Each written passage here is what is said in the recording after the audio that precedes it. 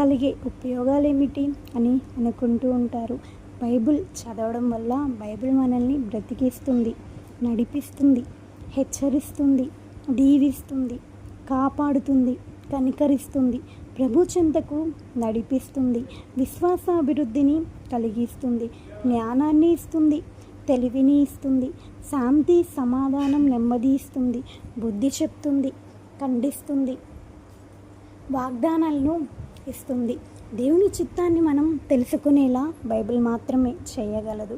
ప్రపంచవ్యాప్తంగా ఎంతగానో చదవబడుతున్న, ఎంతగానో దూషింపబడుతున్న గ్రంథము, ఎంతగానో ప్రేమించబడుతున్న గ్రంథము, ఎంతగానో కాల్చబడుతున్న, చింపివేయబడుచున్న కూడా ద్వేషించిన వారిలోనే అనేకులను తన వైపుకు త్రిప్పుకొని తనకు బోధకునిగా చేసుకుంటున్న ఏకైక దైవ గ్రంథము బైబిల్ మాత్రమే. ఇదే బైబిల్కున్న గొప్పతనము.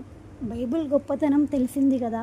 బైబిల్ని ఎలా చదవాలి, అసలు చదవడం వల్ల ఉపయోగాలు ఏమిటో తెలిసింది కదా.